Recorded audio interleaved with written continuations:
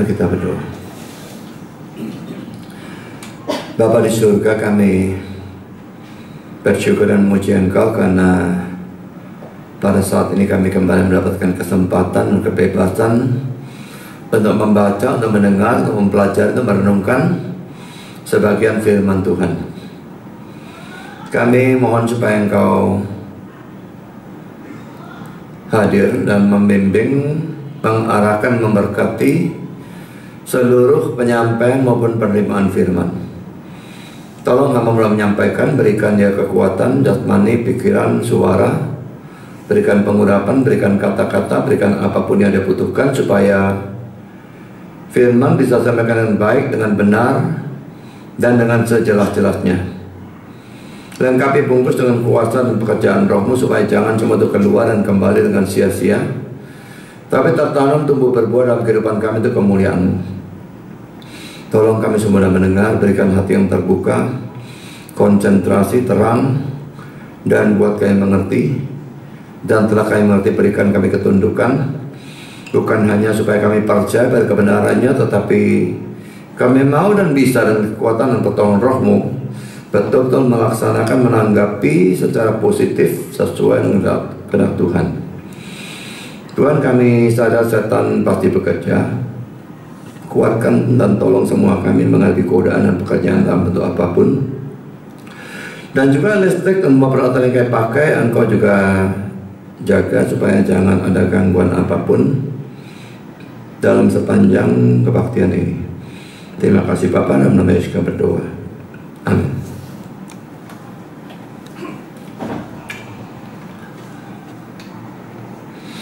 Saya melanjutkan seri Elia. Dan kita membaca 1 Raja-Raja pasal 17 ayat 17 sampai dengan ayat yang ke-24. Sesudah itu anak dari perempuan pemilik rumah itu jatuh sakit, dan sakitnya sangat keras sampai tidak ada nafasnya lagi. Kata perempuan itu pada Elia, apakah maksudmu datang kemari ya abdi Allah? Singgahkah engkau kepadaku untuk mengingatkan kesalahanku dan untuk menyebabkan anakku mati? Kata Elia kepadanya, berikanlah anakmu itu padaku. Elia mengambilnya dari pangkuan perempuan itu dan membawanya naik ke kamarnya di atas dan membaringkan anak itu di tempat tidurnya. Sesudah itu ia berseru kepada Tuhan, katanya, ya Tuhan Allahku, apakah engkau menimpakan kemalangan ini atas janda ini juga, yang menerima aku sebagai penumpang dengan membunuh anaknya? Lalu ia mengunjurkan badannya di atas anak itu 3 kali dan berseru pada Tuhan, katanya, ya Tuhan Allahku, pulangkanlah kiranya nyawa anak ini ke dalam tubuhnya. Tuhan mendengarkan permintaan Elia itu, dan nyawa anak itu pulang ke dalam tubuhnya sehingga ia hidup kembali. Elia mengambil anak itu, ia membawanya turun dari kamar atas ke dalam rumah dan memberikannya kepada ibunya. Kata Elia, ini anakmu, ia sudah hidup. Kemudian kata perempuan itu pada Elia, sekarang aku tahu bahwa engkau abdi Allah dan firman Tuhan yang kau ucapkan itu adalah benar. Saudara, pertama-tama kita akan soroti janda di Sarfat ini ya. Hal yang pertama yang akan saya soroti bahwa ia adalah orang yang beriman. Sebetulnya sudah disoroti sedikit pada waktu yang lalu ya. Dalam ayat 12 dia tidak bersumpah demi Baal atau Asyera, tetapi demi Tuhan atau Yahweh sebetulnya, Allah dari Israel. Dan sekalipun dia mengatakan Allahmu, tapi itu tidak menunjukkan bahwa dia tidak beriman. Karena dalam 1 Raja 18 ayat 10, Obadya yang jelas-jelas adalah orang beriman bersumpah dengan kata-kata yang sama, Allahmu. Memang bagi kita mungkin rasanya aneh ya, kalau kita imannya sama kok mengatakan Tuhan Allahmu, bukan Tuhan Allah kita gitu ya. Tapi mungkin ini kebiasaan mereka, saya tidak ngerti gimana. Tapi yang jelas ini memang bukan menunjukkan dia tidak beriman. Dan kalaupun pada saat itu dia belum sungguh-sungguh beriman, maka setelah Elia tinggal beberapa waktu dengan dia, rasanya tidak mungkin Nabi ini tidak ngomong apa-apa tentang agamanya, pasti memberitakannya. Dan itu sangat mungkin sudah menjadikan dia orang beriman. Kalau memang dilihat dari tindakan-tindakannya dan sebagainya, saya yakin dia memang adalah orang yang beriman. Jadi ini sangat sedikit dari beberapa kasus orang-orang non-Israel dalam perjanjian lama yang menjadi orang yang percaya. Dan ini memang menunjukkan bahwa bukan hanya bangsa Israel tok yang memungkinkan untuk diselamatkan, bahkan dalam zaman PL, lebih-lebih dalam zaman PP, sehingga tuduhan dari agama lain yang mengatakan bahwa Kristen atau Yesus itu hanya untuk orang Yahudi dan sebagainya, jelas adalah omong kosong yang tidak berdasar. Kalaupun mereka bisa tunjukkan dasar ayatnya, yang jelas penafsirannya kacau, tidak karu-karuan. Hal yang kedua, saudara, dari janda di Sarfat ini, dia melakukan tindakan iman di dalam ayat 15a. Lalu pergilah perempuan itu dan berbuat seperti yang dikatakan Elia. Jadi tepungnya tinggal satu kali masak, minyaknya juga. Tapi Elia berkata, buatlah roti, tapi buat untuk aku dulu, baru untuk kamu. Jadi saudara, ini suatu tindakan iman. Dijanjikan memang, kamu lakukan itu maka tepungmu dan minyakmu tidak akan habis. Tapi saudara, apakah saudara sendiri andai kata mengalami jadi dia, berani apa tidak lakukan itu? Ini sesuatu tindakan iman, jelas ya. Percayalah, lakukan saja. Jadi sesuatu yang luar biasa untuk orang yang bukan orang Israel. Jelas dia kalaupun tahu firman, dia tahu sangat-sangat sedikit. Tahu dari mana, dia mau tahu banyak. Tapi bisa beriman seperti itu. Nah, bandingkan dengan diri saudara, kalau saudara tahu firman banyak, tapi imannya yang rasanya kayak tidak maju-maju, tidak bisa beriman seperti dia, maka aneh sebetulnya. Ada sesuatu yang kurang. Kita tahu banyak, mestinya lebih bisa beriman. Hal yang ketiga, saudara, dia memberikan kamar atas kepada Elia. Dan ini ada di dalam ayat 19 dan ayat yang ke-23.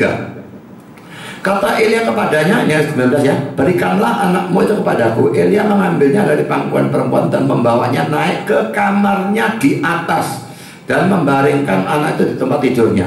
Lalu ayat 23, Elia mengambil anak itu, ia membawanya turun dari kamar atas ke dalam rumah dan memberikannya kepada ibunya. Kata Elia, ini anakmu, ia sudah hidup. Saudara, ada kamar atas dan itu diberikan kepada Elia. Ada beberapa hal yang ingin saya bahas ya bersekarang dengan kamar atas. Pertama, saudara, adanya kamar atas di rumahnya menunjukkan bahwa janda ini sebetulnya kaya atau sedikitnya lumayan kaya, ya, bukan mungkin konglomerat, tapi pokoknya lumayan kaya. Untuk itu, saudara, perlu kita ketahui latar belakang tentang rumah pada zaman itu di sana.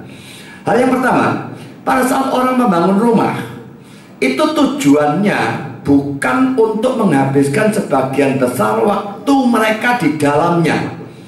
Itu tujuan orang zaman itu, ya. Rumah dibangun hanya sebagai tempat istirahat. Jadi mungkin kalau kita sekarang pergi ke luar kota kayak hotel gitu ya. Kalau kita pergi ke luar kota, hotel itu kan bukan tujuannya menghabiskan sebagian besar waktu kita di sana. Kita kalau keluar kota ya maunya jalan-jalan, nah hanya istirahatnya di hotel. Lah mereka membangun rumah itu pada saat itu tujuannya seperti itu. Bukan seperti kita sekarang menghabiskan waktu banyak, bukan waktu tidur toh, tapi nonton TV, apa, makan dan macam-macam hal kita lakukan di rumah dan sebagainya. Pokoknya akhirnya sebagian besar waktu ada di rumah. Tidak. Nah, karena itu maka rumah mereka pada umumnya hanya mempunyai satu kamar. Dari satu rumah, satu kamar. Itu pada umumnya. Saya berikan kata-kata dari Fred H. Wright, ya. Orang ini menulis sebuah buku berjudul Manners and Customs of Bible Lands. Jadi ini tradisi, kebiasaan gitu ya, dari orang-orang di negara-negara Alkitab. Jadi bukan hanya di Israel sebetulnya, tapi di Israel dan sekitarnya, karena biasanya mereka kayak Arab dan sebagainya punya tradisi yang sama. Ini kata-kata dia. Pada zaman Alkitab, orang tidak membangun rumah dengan pemikiran bahwa sebagian besar dari hidupnya sehari-hari akan dihabiskan di dalamnya. Rumah berfungsi sebagai tempat istirahat. Kata-kata dia lagi, Rumah pada umumnya dari orang-orang biasa adalah tempat tinggal dengan satu kamar. Jadi saudara, ini umumnya. Sekarang poin kedua. Kalau seseorang mempunyai rumah dengan lebih dari satu kamar, lebih-lebih kalau mempunyai kamar di atas, berarti rumahnya adalah rumah bertingkat. Itu sudah menunjukkan bahwa dia adalah orang kaya. Ini kata-kata Fred H. Wright. Di kalangan orang-orang Arab, ingat ya, Arab, Israel itu banyak kebudayaan yang sama, tradisi yang sama. Di desa-desa dan kota-kota di Palestina, rumah dengan lebih dari satu kamar dimiliki oleh mereka yang makmur atau kaya. Hal yang sama berlaku untuk rumah kepunyaan orang-orang Ibrani kuno. Biasanya rumah dengan satu kamar ada di desa, dan rumah dengan lebih dari satu kamar ada di kota. Lalu saya kutipkan dari The International Standard Bible Encyclopedia yang mengatakan demikian. Rumah bertingkat 2 kelihatannya umum, setidaknya di kalangan orang kaya dalam zaman Alkitab. Lalu dia memberikan ayat-ayat sebagai contoh. 2 Raja 1 ayat 2, 2 Raja 23 ayat 12, Yeremia 22 ayat 13 dan seterusnya. Ya, memang yang ayat-ayat tertentu ini adalah raja ya. Tentu saja dia rumahnya tidak satu kamar ya, ada kamar atas dan sebagainya. Nah, di dalam Yeremia 22, 13 dan 14 ini nanti ada kata anjung, dan mungkin kata yang tidak umum sekali di dalam bahasa Indonesia. Dalam terjemahan NIV kata itu diterjemahkan upper room, kamar atas. Jadi saudara, dari semua ini jelas ya bahwa janda ini dulunya kaya. Tetapi ayat 12 pada waktu dia mengatakan dia cuma punya segenggam tepung dan sedikit minyak untuk satu kali makan, jelas bahwa dia lalu menjadi bukan cuma miskin, sangat miskin. Mungkin ini terjadi karena kematian suaminya. Ingat dia janda. Tapi jelas ini juga terjadi karena masa kekeringan dan kelaparan itu. Jadi saudara, sekalipun dia tidak tinggal di Israel, dan sekalipun dia dari fakta bahwa dia menjadi orang percaya, jelas dia adalah orang pilihan, dan pada saat dia adalah orang percaya, sudah percaya, bukan cuma pilihan yang belum percaya, sudah percaya, tapi dia juga terkena imbas dari hukuman Tuhan kepada Israel. Mungkin sekali saat itu dia ingin menjual rumah, tapi tidak ada orang yang mau beli. Buat apa beli rumah? Ini makanan mahalnya setengah mati, jadi duitnya lebih baik beli makanan. Mungkin dia berdoa minta Tuhan menolong, tapi pertolongan tidak kunjung datang. Mungkin dia berusaha menghemat habis-habisan, tapi tetap saja uang dan persediaan makanan makin lama makin menipis, sampai tinggal hanya cukup untuk sekali makan dalam ayat 12 yang sudah kita bahas pada kali yang lalu. Pada saat itulah tidak kebagian, tidak terlambat, Tuhan mengatur sehingga Elia datang ke rumah janda itu. Ingat ya, dia tadinya di Sungai Kerit ya. Tuhan bikin kering Sungai Kerit itu dan suruh Elia pindah ke Sarfat. Pasti ada tujuan untuk memelihara janda ini, juga untuk membuat dia beriman dan sebagainya. Dan Elia melakukan mukjizat dengan tepung dan minyak itu yang tidak ada habisnya sampai hujan mulai turun dan masa kelaparan atau kekeringan dan sebagainya itu berhenti.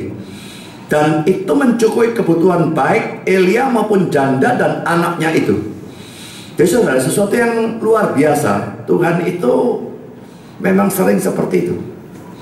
Kalau saudara takut pada sesuatu, ekonomi yang jebol itu ya, turun-turun, sudah doa, sudah berusaha mati-matian ngirit ini, tapi terus menipis terus.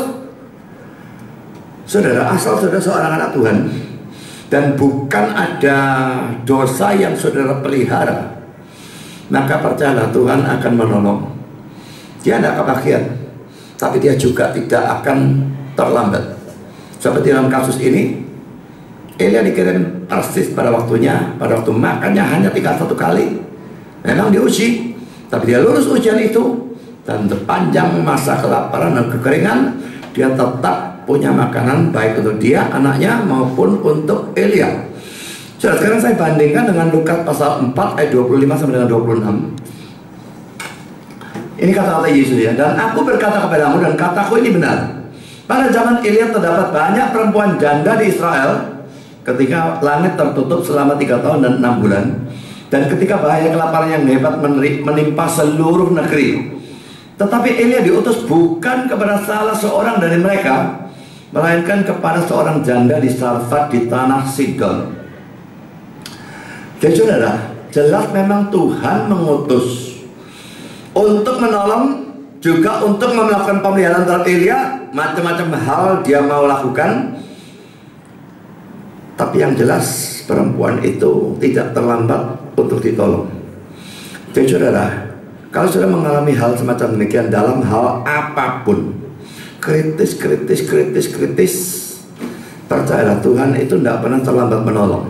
Memang kalau urusan orang sakit lalu orang mati, ada kehendak Tuhan dalam kematian.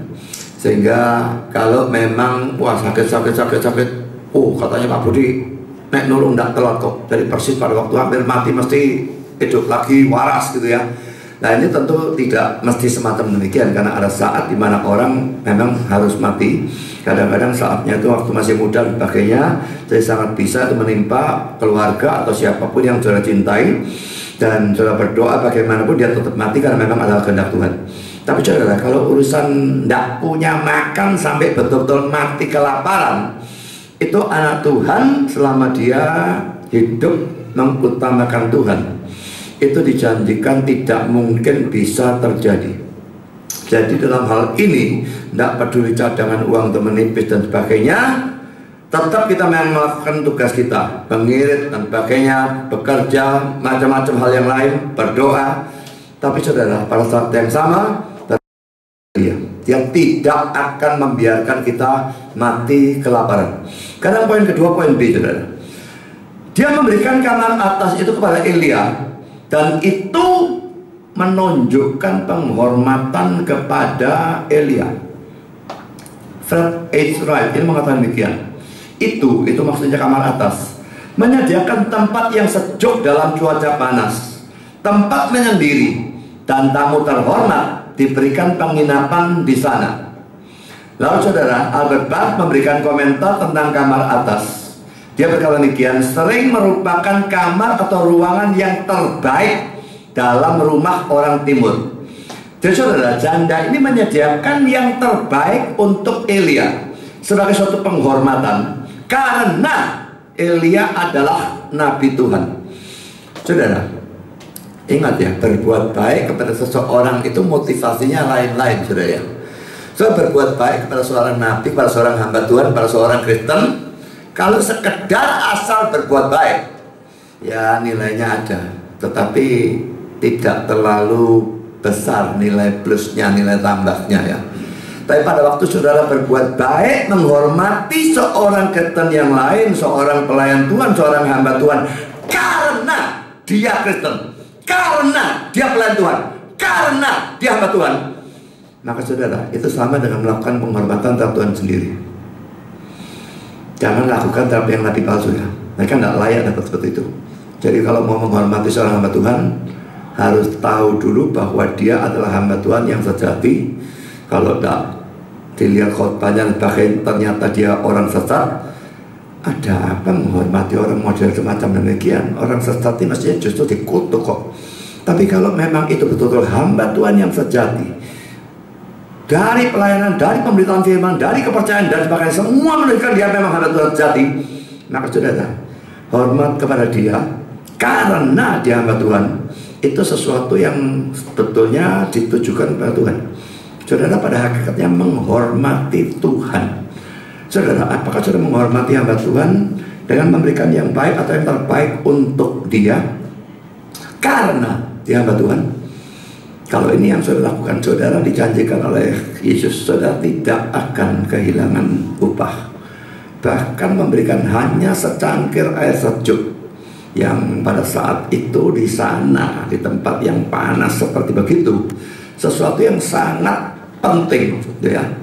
Mungkin kalau sudah kepanasan, sudah dehidrasi begitu, saudara tidak kepingin apapun yang lain dibandingkan air sejuk. Dikasih makanan yang enak pun tidak kepingin, yang kepingin air.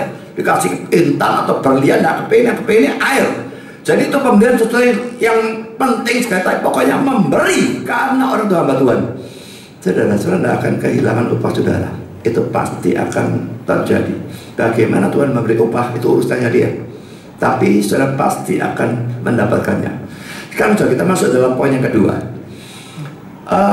Janda itu tadi sudah kita bahas. Dia adalah orang pilihan, dia adalah orang yang percaya. Tapi sekarang muncul penderitaan. Pertama dia diuji, makanan hampir habis. Elia minta disediakan roti dulu, dia lulus, ya enak semua. Roti, tepungnya tidak habis, minyaknya tidak habis, ya semua lancar, jadi semua enak, saudara ya. Jadi mula-mula memang lancar, tapi saudara, tidak bisa segala sesuatu lancar. Janda itu beriman, janda itu hidup benar, janda itu hidup bersama seorang nabi, menghormati nabi itu karena dia nabi, dan sebagainya. Tidak menjamin apapun bahwa hidup janda itu bebas dari penderitaan. Perhatikan ayat 17 ini dalam teks yang sudah kita baca tadi ya. Sesudah itu anak dari perempuan pemilik rumah itu jatuh sakit, dan sakitnya itu sangat keras sampai tidak ada nafasnya lagi. Kelihatan seolah-olah Tuhannya kali ini telat ya. Ini sakit buruk mati ya. Nah tapi saudara dipersoalkan ya. Hal yang pertama ini aneh sebetulnya. Kalau kita baca ya kita lihat mati, tapi anaknya ini tetap dipersoalkan oleh banyak penafsir dan diperdebatkan dengan sangat hebat. Apakah anaknya ini betul-betul mati atau tidak? Hanya sampai sakit berat setengah mati atau betul-betul mati? Saudara, ada banyak penafsir, heran sekali ya, yang mengatakan anak ini sebetulnya tidak mati. Nah ini alasannya saudara. Ayat 17 itu ada kata-kata tidak ada nafasnya lagi. Kata nafas ini diterjemahkan dari kata Ibrani neshama. Nah saudara, perhatikan E-nya saya tulis agak naik ke atas. Seperti yang tadi sudah saya katakan, kalau E-nya dinaikkan ke atas begitu, itu bacanya E-nya itu singkat sekali ya, neshama itu ya. Jangan neshama, E-nya pokoknya singkat sekali. Nah saudara, dalam Daniel 10 ayat 17 kata-kata yang sama dipakai dan tidak menunjuk pada kematian. Dan kata Ibraninya juga neshama. Kita baca Daniel 10 ayat 17. Masakan aku hamba Tuanku ini dapat berbicara kepada Tuanku? Bukankah tidak ada lagi kekuatan padaku dan tidak ada lagi nafas neshama padaku? Daniel berhadapan dengan malaikat itu ya. Dia bilang tidak ada lagi kekuatan padaku dan tidak ada lagi nafas padaku. Apakah Danielnya mati? Dong dia ngomong kok. Jadi jelas digunakan tidak ada lagi nafas padaku. Kan sama istilahnya dengan anaknya janda Sarfat, tidak ada nafasnya lagi. Nah di sini tidak menunjukkan kematian. Kenapa janda Sarfat itu anaknya menunjukkan kematian? Nah sekarang ayat yang lain yang juga bisa digunakan, 1 Raja 10 ayat yang kelima. Ini ratu dari Sheba waktu ketemu dengan Salomo ya. Kalau terjemahan kita, tercenganglah ratu itu. Tapi terjemahan hurufiahnya, in her there was no longer breath. Dalam dia tidak ada lagi nafas. Memang di sini kata Ibrani yang digunakan, yang diterjemahkan breath atau nafas itu adalah kata Ibrani yang berbeda, yaitu ruah. Tapi kata-katanya sama ya. Dalam dia tidak ada lagi nafas. Padahal Ratu Shebanya jelas sedang hidup, sampai pulang masih hidup kok. Jadi pakai ungkapan itu tidak menunjukkan orangnya mati. Jadi ini 2 ayat yang digunakan oleh orang-orang yang percaya bahwa anak janda di Sarfat ini tidak betul-betul mati, hanya sakit berat, hanya setengah mati, hampir mati, tetapi belum sungguh mati. Tapi saudara, tak peduli argumentasinya bagaimana, saya percaya bahwa anak janda itu betul-betul mati. Dan akan saya berikan alasan atau jawaban sekaligus tentang argumentasi dari orang-orang yang menganggap anak janda itu belum mati, hanya sakit berat dan sebagainya. Pertama, poin A, Daniel 10 ayat 17 memang menggambarkan bahwa Daniel seakan-akan seperti orang mati, dan karena itu digambarkan seperti itu. Dia melihat penglihatan itu, baca mulai Daniel 10 ayat yang ke-8 terus, memang digambarkan dia seakan-akan seperti orang mati, dan karena itu digunakan kata seperti itu. Sedangkan dalam 1 Raja 10 ayat 5, pertama menggunakan kata ruah dan bukan nasyama, dan kedua yang terpenting dari kalimatnya terlihat itu suatu ungkapan. Dia maka Indonesia terjemahkan tercengang ya. Jadi melihat kekaguman luar biasa begitu sampai tidak ada napasnya, ya tidak bisa napas gitu, semacam begitulah ya. Jadi karena itu digunakan sebagai ungkapan.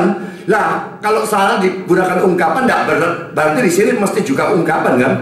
Jadi saya kira dengan poin pertama ini saya sudah menggugurkan argumentasi dari pihak lawan. Tapi argumentasi tambahan dari pihak yang menganggap bahwa anak ini betul-betul mati, ini terlalu amat sangat banyak, yang sangat tidak masuk akal menafsirkan tidak mati itu ya.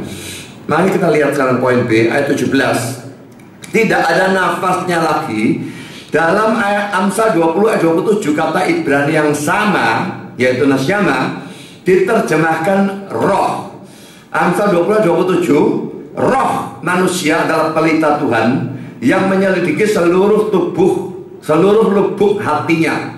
Juga dalam Ayub 26 ayat 4 versi NIV, and whose spirit spoke from your mouth, dan roh siapa yang berbicara dari mulutmu.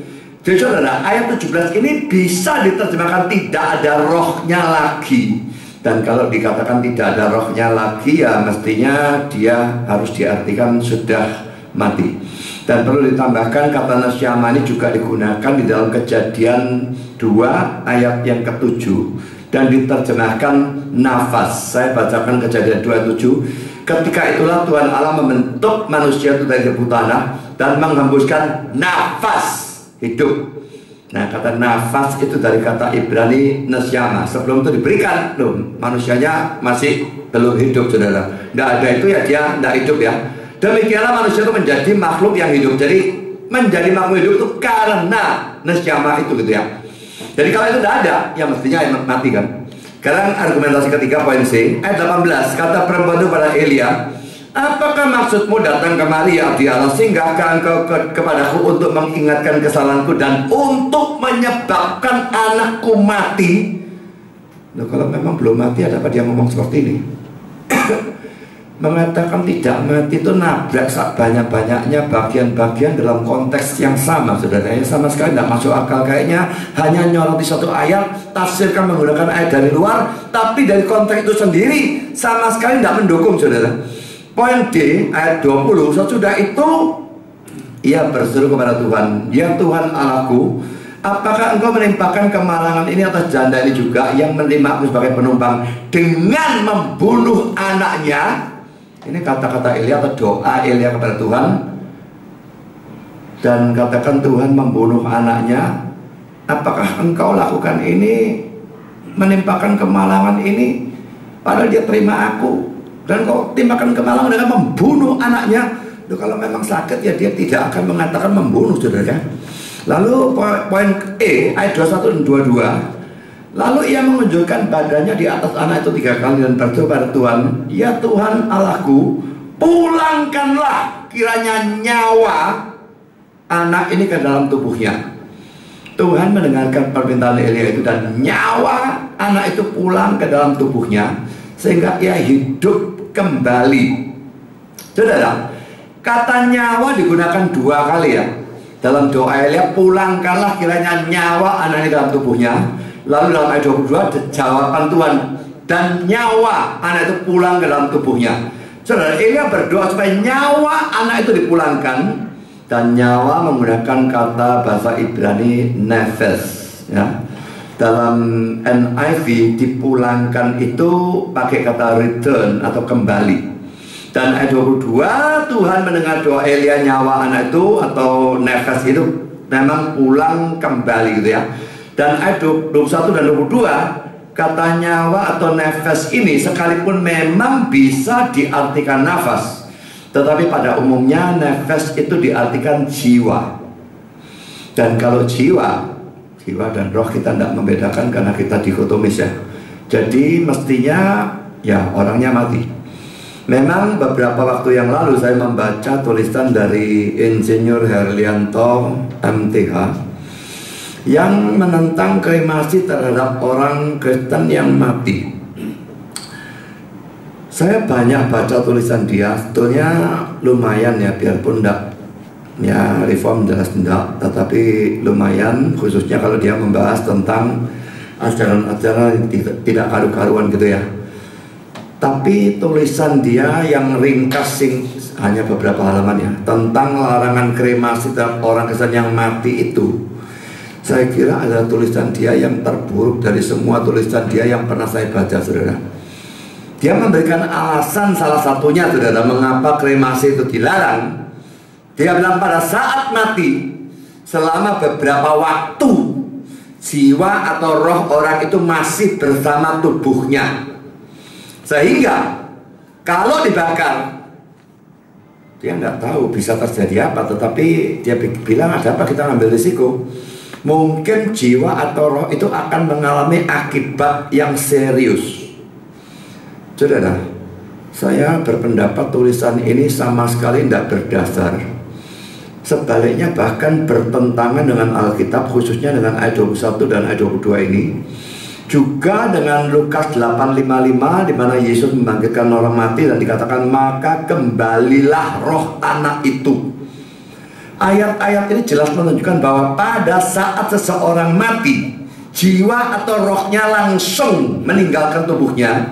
Dan kalau terjadi pembangkitan, maka jiwa atau roh itu akan kembali ke tubuhnya.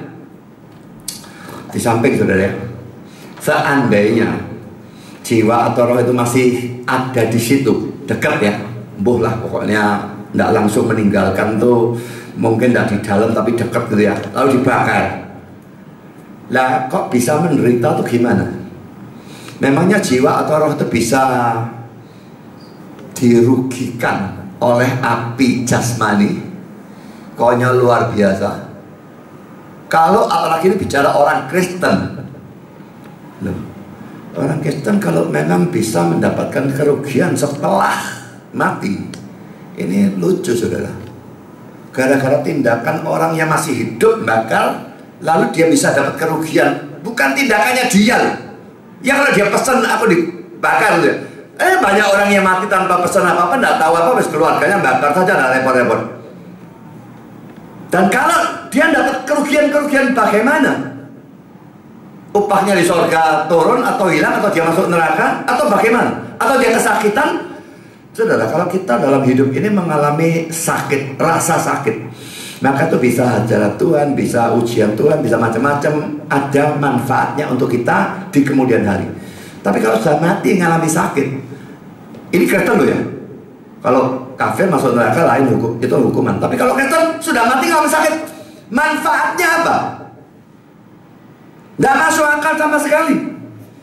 Nah, kembali ke sini, saudara. Memang perlu dicamkan, saudara, bahwa dari dulu orang memberikan definisi tentang kematian sebagai perpisahan tubuh dengan jiwa atau roh. Dulu waktu saya pikir-pikir definisinya ini alkitabiah atau tidak ya. Lalu saya cari, dan memang ya alkitabiah sebetulnya ditunjukkan oleh ayat ini tadi, terjadi perpisahan, bangkit kembali, lalu Lukas 8:55 itu juga, dan didukung ayat-ayat seperti Lukas 23 ayat 43 dan Kisah Rasul 7 ayat 59. Kalau Kisah Rasul 7:59 itu Stefanus ya, menyerahkan nyawa kepada Tuhan. Lalu Lukas 23 ayat 43, penjahat itu, hari ini engkau bersama dengan aku dalam Firdaus. Masa tubuhnya masuk, tidak tahu dikubur atau dibuang, saya tidak tahu, tapi telah tinggal disalib. Yang naik jiwa atau rohnya, yang di Firdaus jiwa atau rohnya, pasti bisa. Nah juga, saudara, oleh Kisah Rasul 5 ayat 5 dan ayat 10 yang menceritakan tentang kematian Ananias dan Safira. juga oleh Kisah Rasul 12 ayat 23 yang menceritakan kematian Herodes. Saudara, Kisah Rasul 5 ayat 5 dan 10 bunyinya sama kata-katanya ya, yang saya ambil, saya cuplek saja ya. Putuslah nyawanya di dalam 2 ayat ya. Nah, kata putuslah nyawanya di dalam terjemahan King James, gave up atau yielded up the ghost, menyerahkan roh. RSV dan NIV menyederhanakan, terjemahkan died atau mati. NASB breathed his atau her last, menghembuskan nafas terakhir. Saudara, kata Yunani yang dipakai adalah exepsuchen, psuxen ya, pakai X ya. Dalam Perjanjian Baru kata ini hanya digunakan 3 kali, yaitu dalam Kisah Rasul 5 ayat 5, ayat 10, dan Kisah Rasul 12 ayat 23 tentang kematian Herodes tadi. 3 berasal dari kata Yunani ini, dan kata exepsuchen, sukari baca ya, berasal dari kata Yunani ekpsucho. Kata ekpsucho ini pasti berasal dari 2 kata Yunani yang berbeda. Ek itu from, dari, out from, keluar dari, away from, menjauh dari, dan psuche, psycho ya, psikologi dan sebagainya, itu soul atau jiwa. Jadi ek itu keluar dari, psuche soul, psucho berarti jiwanya keluar ya. Berarti terjadi perpisahan antara tubuh dan jiwa. Ini kata Yunani yang jelas menunjukkan hal itu. Sekarang kita lihat di dalam poin F, ayat yang ke-22, sehingga ia hidup kembali. Ayat 23, ini anakmu, ia sudah hidup. Ada 2 hal yang ingin saya bahas ya. Pertama, kata kembali dalam ayat 22 sebetulnya tidak ada. Huruf yaknya and he lived, dan ia hidup. Tapi konteksnya membenarkan penambahan itu, tidak ada masalah ya, hanya memperjelas saja. Saudara, baik dalam ayat 22 maupun dalam ayat 23 digunakan istilah hidup, bukan sembuh. Dan ini menunjukkan bahwa tadinya anak itu betul-betul mati. Dan saudara, jadi kita sudah membahas tentang pro kontra, apakah anaknya cuma sakit berat atau setengah mati atau betul-betul mati. Dan jawabannya saya yakin dalam hal ini mutlak anaknya betul-betul mati. Dan dengan ini, kesimpulan ini, kita masuk dalam poin yang kedua. Penderitaan orang beriman bisa sangat berat. Kematian anak itu luar biasa ya. Mungkin lebih parah daripada kematian orang tua kalau saudara sudah dewasa. Kalau saudara anak itu mungkin berat sekali, tapi pada waktu sudah dewasa, apalagi kita ya sudah tua, kematian orang tua tuh ya, orang tuanya setua mau tidak mati mau gimana gitu ya. Masa mau hidup terus selamanya kan tidak mungkin. Nah, tapi kematian anak itu sesuatu yang pada umumnya tidak terjadi loh. Kita yang lebih tua kita mestinya mati duluan. Tahu-tahu anaknya yang mati duluan. Nah, ini penderitaan yang sangat-sangat berat, apalagi pada saat anaknya kecil dan pakainya. Ini luar biasa. Saya kira anak sakit, anak menderita itu sudah sangat menyiksa orang tua. Tapi kalau anaknya mati, itu penderitaan yang luar biasa. Jadi saudara, dengan kesimpulan bahwa anak itu mati, maka kita bisa menyimpulkan hal yang lain. Jandanya orang beriman, dia melakukan hal yang baik, dia menghormati hamba Tuhan dan sebagainya, tapi dia mengalami penderitaan, dan penderitaannya sangat berat. Jadi ini konklusinya, orang beriman sesaleh apapun, penderitaannya bisa sangat berat. Dengan jelas digambarkan dalam kehidupan Paulus, digambarkan dalam kehidupan Ayub, dan banyak Daud dan macam-macam. Saudara, orang beriman bisa menderita sangat berat. Kalau harus menderita tuh harusnya. Saya tidak percaya tidak ada penderitaan, mesti ada. Tapi bisa sangat berat. Sehingga kalau itu terjadi, jangan terlalu kaget. Dan jangan merasa ada apa ini, memungkinkan karena dosa, tapi tidak harus sama sekali. Sangat bisa karena serangan setan, karena ujian Tuhan, tidak tahu apa saja. Penderitaan sangat berat bisa terjadi. Dan ini menentang pandangan umum, khususnya di banyak gereja karismatik. Saya tidak bilang semua, tetapi banyak ya, yang atau mengajarkan harus kaya, atau mengajarkan harus sembuh dari penyakit, atau mengajarkan harus bebas dari problem. Mereka mengakui problemnya bisa ada, kemiskinan bisa ada, penyakit bisa ada, tapi sebentar tok, nah mungkin Tuhan pasti sembuhkan, pasti bereskan semua. Dan akhirnya menjanjikan kehidupan yang mulus, yang lancar, yang indah, yang menyenangkan dari awal sampai akhir. Saya tidak melihat Alkitab mengajarkan itu. Alkitab mengajarkan sebaliknya. Jadi ajaran seperti itu bagi saya cuma membodohi orang saja dan mengatakan sesuatu yang dusta. Dan celaka saudara kalau orang kafir mendengar itu, lalu mereka jadi Kristen. Karena kok enak jadi Kristen, ya aku jadi Kristen. Tapi setelah jadi Kristen, ternyata kok gak cocok sama sekali. Maka mereka akan anggap dirinya didustai. Dan mereka mungkin akan murtad. Lalu kalau sudah seperti itu, Kristen ngomong kosong, sudah pernah jalani kok. Ada yang ngajar seperti itu, cuma sebagian. Tapi yang sebagian itu berani berkoar-koar, tidak karu-karuan. Sedangkan yang percaya kebenaran bahwa hidup Kristen itu selalu sukar, bisa sangat sukar, itu jarang sekali. Mari kita berani bicara soal itu saudara, supaya jangan ajaran konyol itu beredar tidak karu-karuan sampai orang-orang luar menganggap itulah ajaran Kristen dari semua orang Kristen. Saudara, Bapak komentar berkata demikian, pukulan Allah bisa sangat berat. Anak laki-lakinya, satu-satunya anak, diambil. Bajak dari Allah menghunjam dalam supaya pekerjaannya bisa dilakukan dengan benar. Hebatnya penderitaan atau kesedihan kita adalah ukuran dengan mana kita bisa mengukur kebesaran rencana atau tujuan Tuhan dan kasih-Nya yang tidak akan membiarkan kita tidak mendapatkan berkat. Jadi saudara, digambarkan seperti petani yang bajak sawah saudara.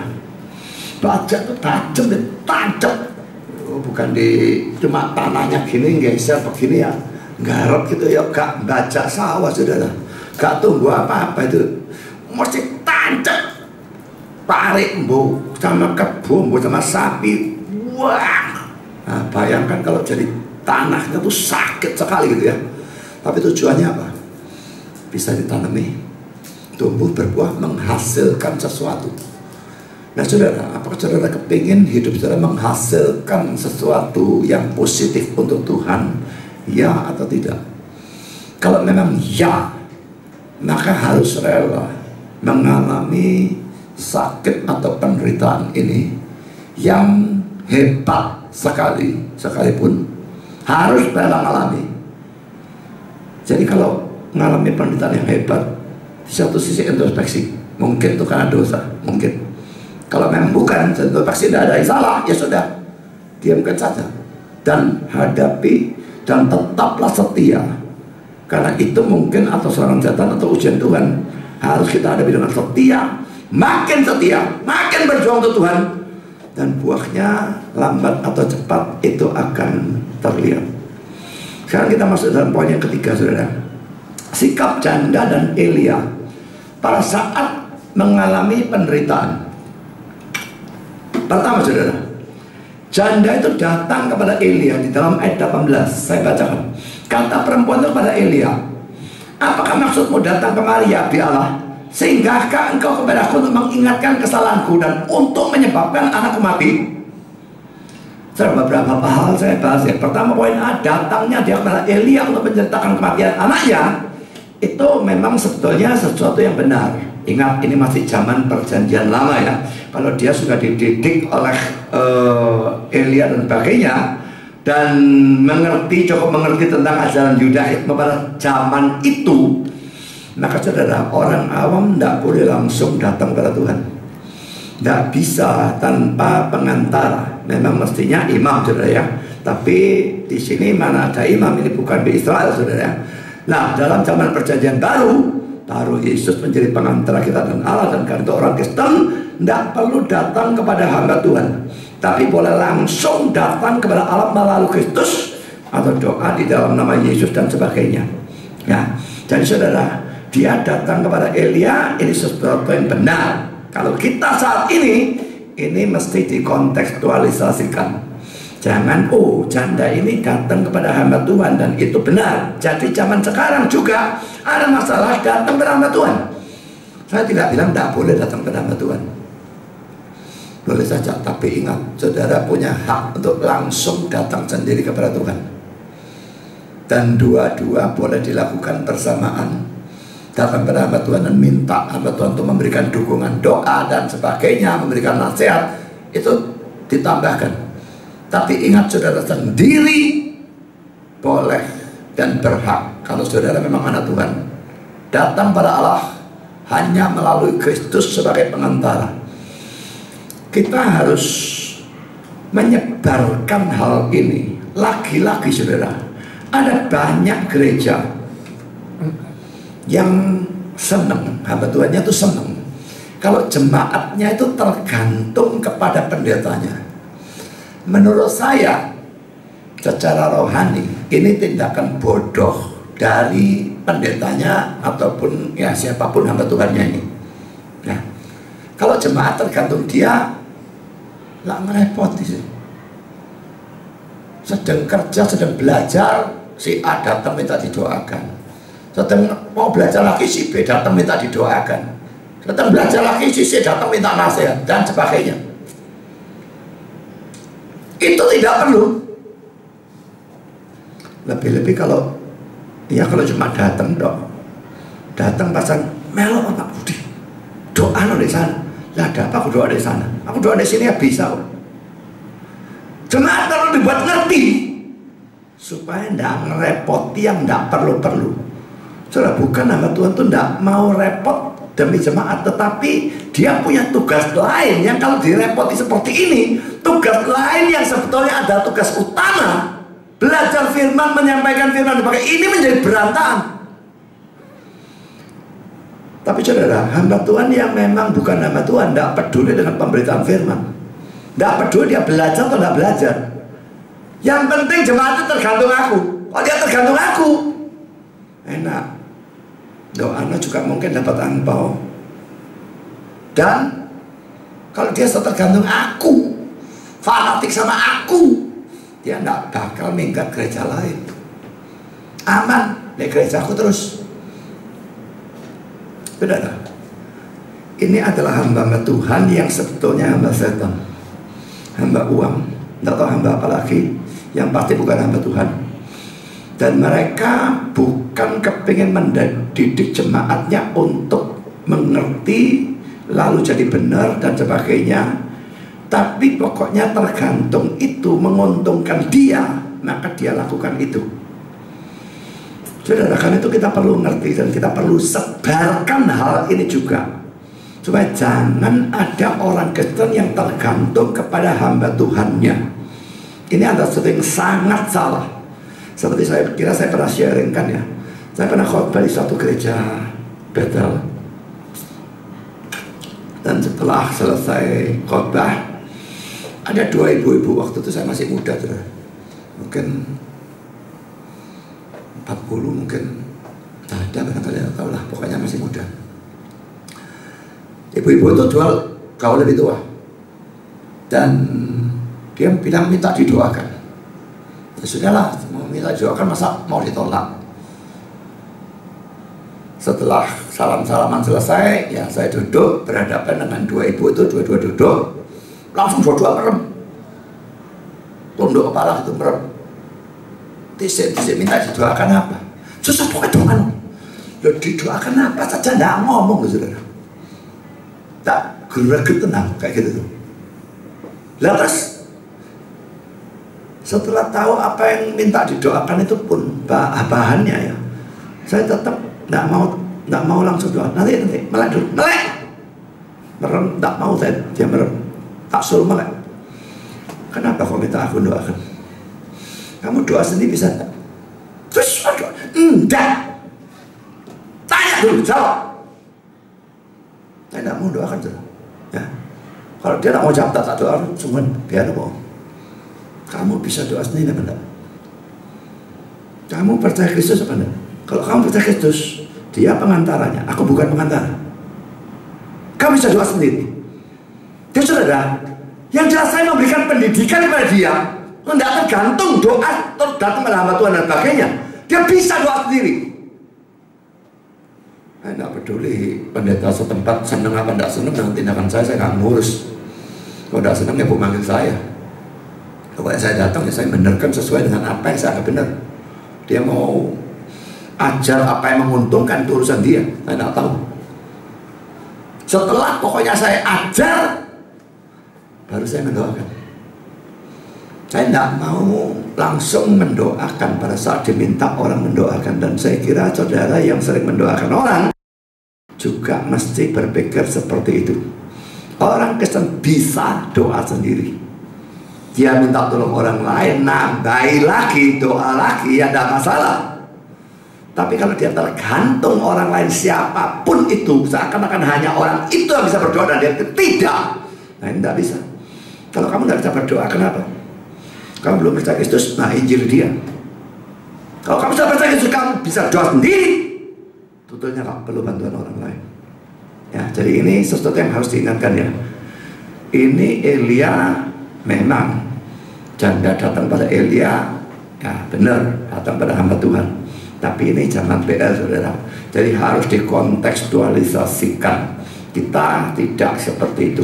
Kita tidak butuh datang kepada hamba Tuhan, doa sendiri. Sekarang sudah poin B. Apa maksudmu datang kemari ya abdi Allah? Ayat 18a. Sudah kata-kata yang saya garis bawah itu ya. Apakah maksudmu datang kemari? Ini terjemahannya ngawur saudara ya. Terjemahan hurufiahnya, what to me and to thee, what to me and to you. Itu ya kalau mau bahasa Inggris yang biasa ya.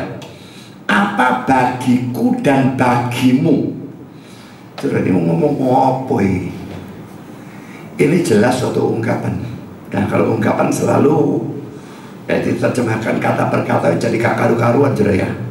Nah ungkapan ini muncul berulang kali dalam Alkitab. Saya berikan ayat-ayatnya. Kalau saudara baca dalam Alkitab Indonesia tidak cocok, maka terjemahannya diganti. Dia tidak ngerti kalau ungkapan, akhirnya terjemahannya diganti ya. Hakim-Hakim 11 ayat 12, 2 Samuel 16 ayat 10, 2 Raja 3 ayat 13, Matius 8 29, dan Yohanes 2 ayat yang keempat. Dan setiap kali kata-kata itu diucapkan, itu selalu menunjukkan ketidaksenangan. Termasuk Yohanes 2 ayat 4, ini kata-kata Yesus kepada Maria. Pada waktu Maria melihat orang-orang kehabisan anggur dan dia kayaknya lapor kepada Yesus, minta Yesusnya nolong tuh ya. Nah saudara, ini menunjukkan ketidaksenangan. Dan saudara, kalau memang demikian, maka ini adalah sesuatu yang salah dari janda itu. Janda itu seharusnya ingat bahwa jika seandainya tidak ada Elia muncul di rumah dia melakukan mujizat dengan tepung dan minyak itu, maka bukan hanya anaknya, tapi dia juga sudah mati sejak dulu. Tapi saudara, kesalahan janda ini bisa dimengerti dalam kasus seorang yang kematian anak tunggalnya. Lebih-lebih dia orang kafir. Ya Elia di sana pasti ngajar firman, tapi berapa banyak firman bisa diajar oleh Elia kita tidak pernah tahu ya. Jadi jelas bisa dimengerti, tapi tetap kalau ngomong salah, dia tetap salah. Sekarang poin C. Singgahkah engkau kemari untuk mengingatkan kesalahanku dan untuk menyebabkan anakku mati? Ayat 18b. Sudah kata-kata ini menunjukkan bahwa janda itu rupa-rupanya mengira kematian anaknya merupakan hukum atau hajaran Tuhan atas dosanya. Sudah kadang-kadang setan bekerja sehingga orang yang dihukum Tuhan dengan penderitaan tidak sadar akan dosanya, bahkan nyalakan orang lain. Nanti bandingkan di dalam pasal 18 ayat 17 kalau tidak salah, ini Ahab nyalahkan Elia gitu ya. Tapi kadang-kadang setan bekerja sebaliknya.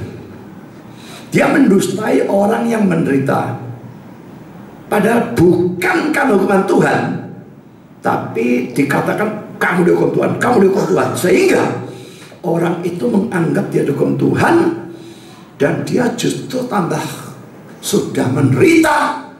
Penderitanya karena hukuman, dan dia cari-cari, bisa-bisa dosanya tidak bisa nemukan ini dosa yang mana yang menyebabkan. Akhirnya hidup dalam segala macam kebingungan. Saudara, setan memang bapak segala dusta. Dan ingat, dia itu kadang-kadang A dikatakan B, B dikatakan A, hitam dikatakan putih, putih dikatakan hitam. Kalau selalu dia berdusta ke satu arah, enak kita nebaknya.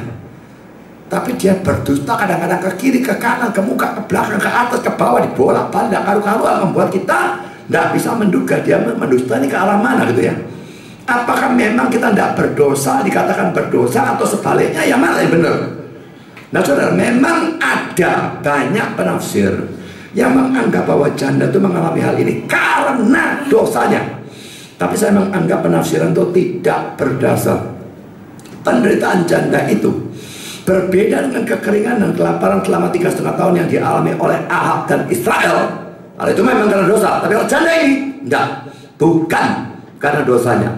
Robert Commentary berkata demikian, penderitaan dan buahnya itu bukanlah bukti murka Allah. Penderitaan bukanlah bukti murka. Sama seperti petani membajak tanahnya juga bukan karena murka. Petani bajak, mosok karena dia ngamuk sama tanahnya, suku cek kapok, cek lorok, apa kerasa. Petani gak waras sudah ya. Bagi dia, dengan matanya diarahkan pada panen yang akan datang, itu hanyalah suatu persiapan yang dibutuhkan oleh tanah itu. Ingat ya, tanahnya butuh disakiti oleh bajak itu. Dan petani agung itu dengan matanya diarahkan pada kemuliaan kekal, harus membuka suatu jalur di dalam kedalaman jiwa untuk benih kehidupan. Tidak bisa tidak, saudara. Penderitaan itu mesti muncul. Jadi ingat ya, bisa muncul karena dosa. Dalam hal ini kita harus bertobat. Tapi bisa muncul karena hal seperti ini.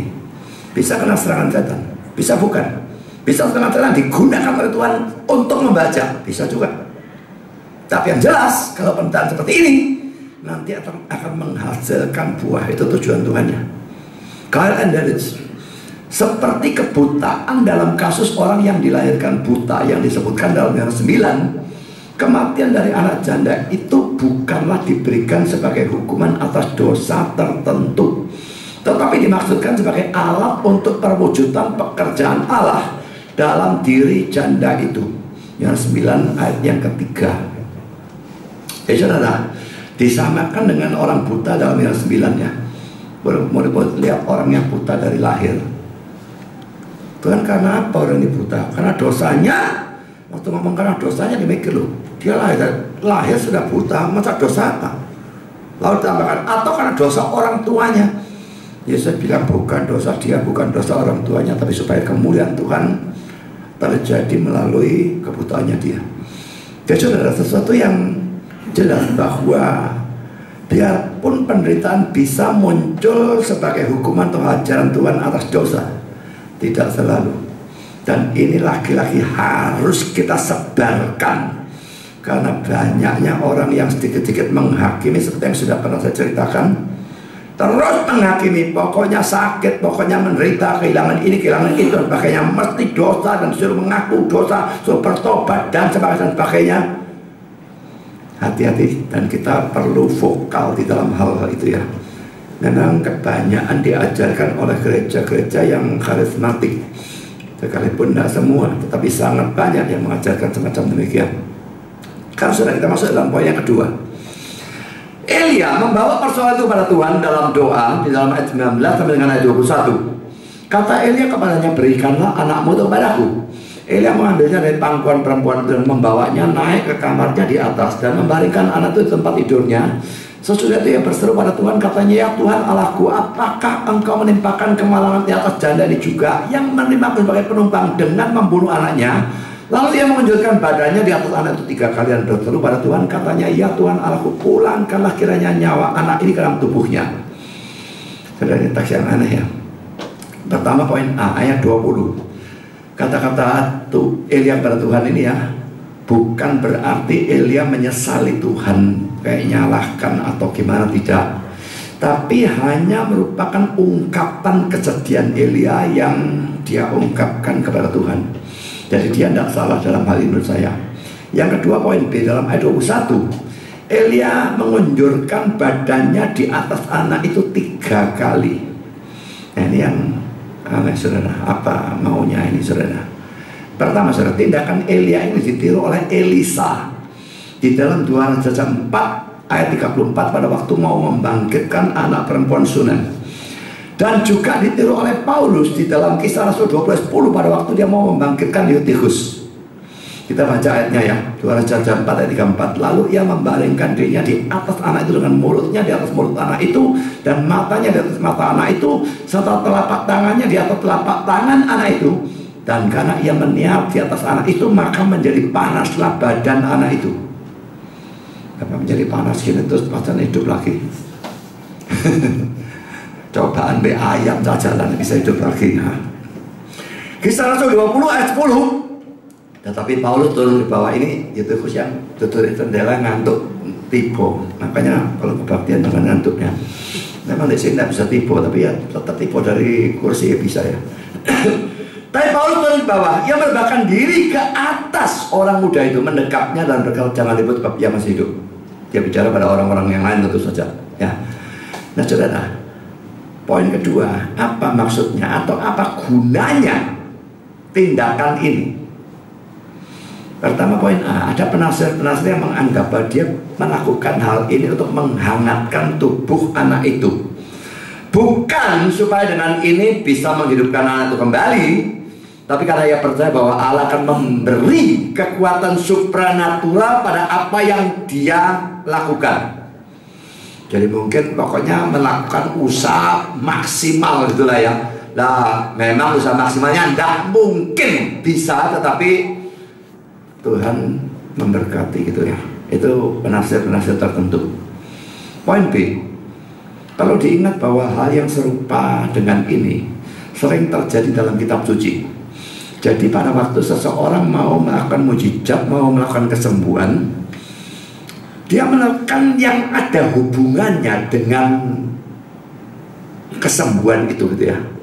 Jadi misalnya mata, ya matanya yang diupak-upak gitu ya.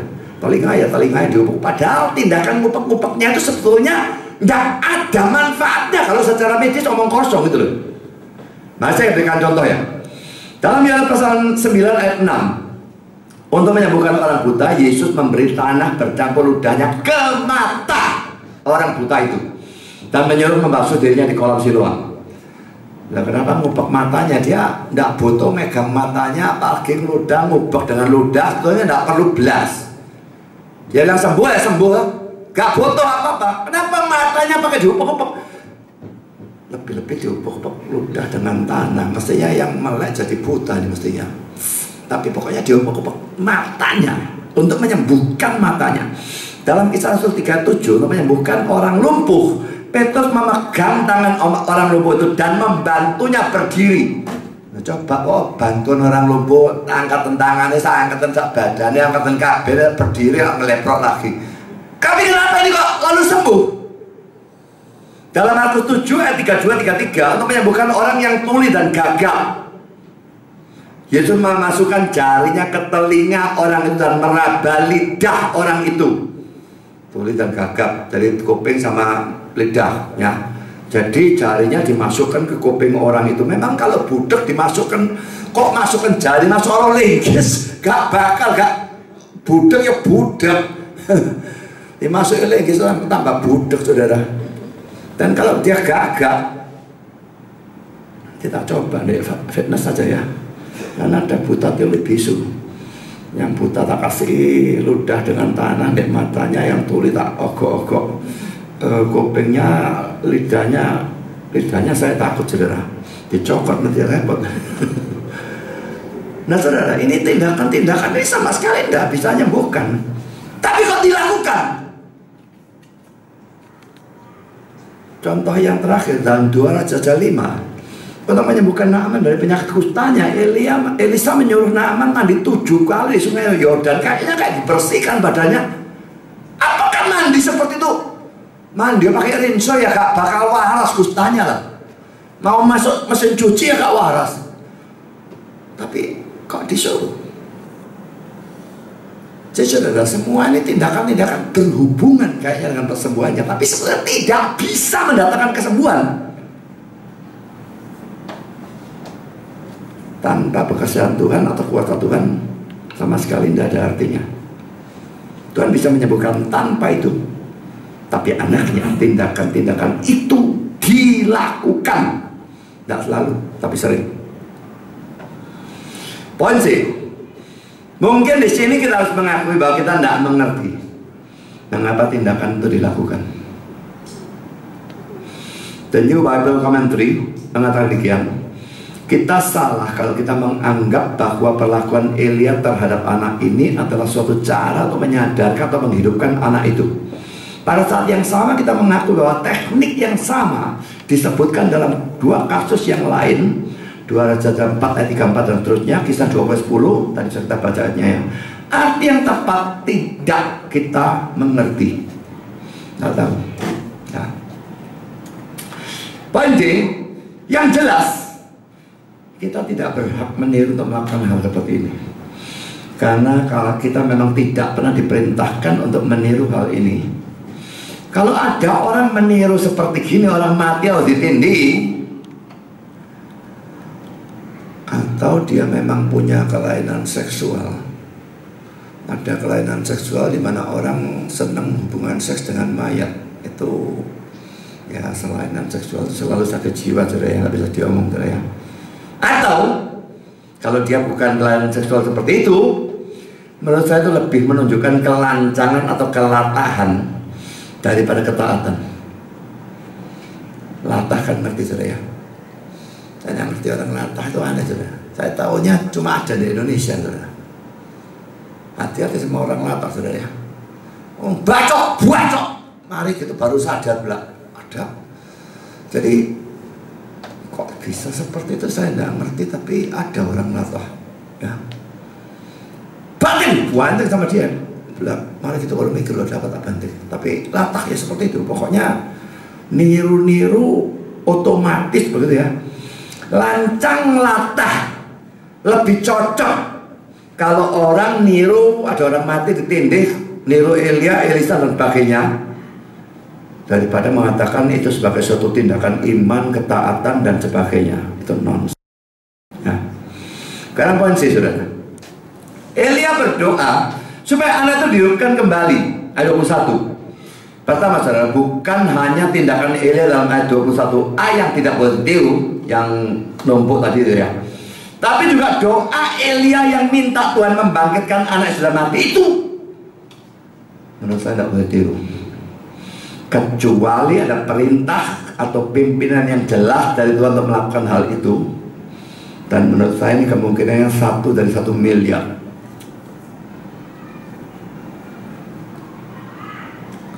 Mengapa sudah kalau ada orang sakit, bahkan sakit sangat berat, kita boleh berdoa, minta Tuhan lakukan mujizat. Tapi kalau orangnya mati, menurut saya kita dilarang berdoa, karena adanya ayat yang mengatakan manusia ditetapkan untuk mati hanya 1 kali saja, dan sesudah itu dihakimi. Kalau dalam sakit tidak ada, saudara, yang menentang. Tapi kalau urusan mati, dihidupkan, ayat ini akan tertabrak, saudara. Memang ada perkecualian orang-orang yang mati 2 kali dalam Alkitab, karena sudah mati pasti mati lagi ya. Mati dibangkitkan pasti mati lagi. Dan ada perkecualian untuk orang-orang yang masih hidup pada saat Yesus datang kedua. Mereka tidak mengalami kematian. Juga Elia dan Henokh tidak mengalami kematian. Ada perkecualian, tapi kan tidak bisa kita minta terus supaya ayat itu dikecualikan terus, lama-lama ayat itu dibuang saja kalau gitu. Jadi karena adanya ayat itu, menurut saya kalau saya mati sudah, biarlah dia pergi. Kecuali kalau memang dengan perbuatan dan sebagainya bisa memulihkan, itu lain. Tapi betul-betul sudah mati, sudah coba kejut jantung dan sebagainya, tetap mati, ya sudah. Maka kita harus menyerahkan kepada Tuhan dan bukannya lalu berdoa minta anak itu dibangkitkan atau siapapun yang mati itu dibangkitkan dan sebagainya. Ini akan menabrak Ibrani 9 ayat yang ke-27. Yang kedua, saudara, Tuhan mengabulkan doa Elia dan menghidupkan anak itu kembali. Ini menunjukkan bahwa doa memang punya kuasa yang besar. Tidak ada yang tidak mungkin diubah oleh doa, kecuali kalau hal itu bertentangan dengan rencana kehendak Tuhan. 1 Yohanes 5:14 ya. Dan inilah keberanian percaya kita padanya, yaitu bahwa Ia mengabulkan doa kita jika kita meminta sesuatu kepadanya menurut kehendaknya. Saudara, kita masuk dalam poin yang keempat dan terakhir. Akibat dari semuanya ini ayat 24. Kemudian kata perempuan itu pada Elia, sekarang aku tahu bahwa engkau abdi Allah, dan firman Tuhan yang kau ucapkan itu adalah benar. Saudara, Indonesia terjemahkan abdi Allah, terjemahan sebetulnya a man of God. Suka diterjemahkan dalam bahasa Indonesia, jadi aneh, saudara. Orang dari Allah itu ya apa? Jadi tidak bisa terjemahkan, makanya terjemahkan abdi Allah ya. Tapi terjemahan hurufiahnya a man of God. Dan bahwa firman yang dikatakannya adalah benar. Dia percaya. Apakah baru pada saat ini dia percaya kalau Elia itu a man of God dan bahwa firman yang dikatakannya benar? Tentu tidak. Dia sudah mengalami firmannya yang menjanjikan tepung dan minyak tidak habis itu terjadi kok. Mana dia tidak percaya? Tadi dia sudah percaya Elia abdi Allah, itu terlihat dari ayat 18. Dan juga dia mengalami sendiri mujizat tentang tepung dan sebagainya. Firman yang diucapkan benar. Dia jelas dia sudah percaya. Dan kalau di sini dikatakan sekarang aku tahu dan sebagainya, bukan menunjukkan dia mulai percaya, tetapi dia mengalami pertumbuhan di dalam imannya. Itu sering, saudara, di dalam Injil ya, kitab-kitab Injil, murid-murid sudah percaya Yesus, tahu-tahu terjadi apa-apa dan murid-murid percaya kepadanya. Terjadi apa-apa dan murid-murid percaya kepadanya. Loh, kapan percayanya? Nah, percaya, sudah percaya lagi. Itu pertumbuhan iman. Itu harus diartikan semacam demikian. Nah, kalau memang ini pertumbuhan iman, dan saya yakin memang iya, maka terlihat bahwa penderitaan tadi, kematian anak, ternyata membawa kebaikan bagi janda itu sesuai dengan Roma 8 ayat yang ke-28. Orang yang beriman, saudara, Tuhan itu turut bekerja dalam segala sesuatu untuk mendatangkan kebaikan. Ini tidak berlaku untuk orang yang tidak beriman, hanya untuk orang yang beriman. Saudara, Wilfred Kamen berkata, salib adalah pendahulu dari mahkota. Yakobus 1 ayat 12. Kalau tidak ada rasa sakit itu, penderitaan yang berat itu, tidak ada juga keuntungannya, buahnya, dan sebagainya.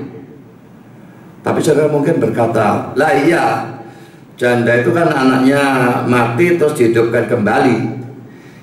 Lah bagaimana kalau anaknya mati tidak hidup kembali? Tetap tidak ada keharusan Tuhan melakukan hal yang sama dengan janda itu seperti melakukan terhadap saudara atau kematian orang lain yang kematian siapapun. Tapi janji Tuhan Roma 8:28-nya tetap berlaku. Kebaikan mesti terjadi, tidak tahu apa. Kita bisa tahu pada hidup ini belakangan, tapi kadang-kadang kita tidak bisa tahu sampai kita masuk ke surga. Jadi dalam mengenai penderitaan, apapun, tetaplah percaya dan setia kepada Tuhan. Jangan mundur, jangan marah dan sebagainya. Tetap percaya, tetap setia. Bawalah penderitaan itu kepada Dia dalam doa. Tidak perlu kepada hamba Tuhan, sekalipun boleh. Tapi yang jelas saudara sendiri harus berdoa. Dan saya akan nanti lihat bahwa pada akhirnya penderitaan itu pasti akan membawa kebaikan bagi saudara, asal saudara betul-betul anak Tuhan. Jadi seperti petani yang membajak tadi, menyakiti tanahnya kayaknya gitu ya.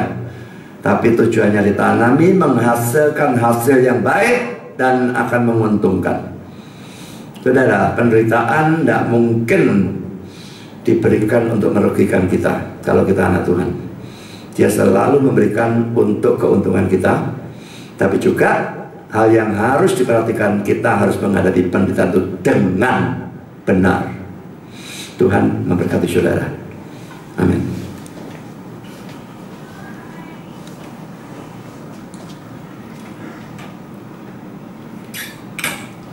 Mari kita berdoa. Bapa di surga, terima kasih Engkau sudah pimpin serta berkati sepanjang acara firman. Dan kami belajar banyak hal-hal yang salah yang harusnya kami betulkan. Karena banyak diberitakan dan banyak orang percaya. Tolong kami mau dan bisa membetulkan dalam hal itu.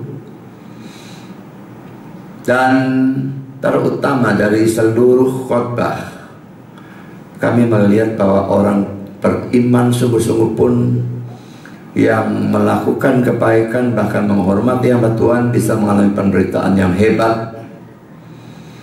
Tetapi kami bersyukur bahwa Engkau tidak pernah memberikan penderitaan kepada anak-Mu yang tidak akan membawa kebaikan. Karena Tuhan, lambat atau cepat kami akan mengalami penderitaan, bahkan mungkin sekali penderitaan yang sangat hebat.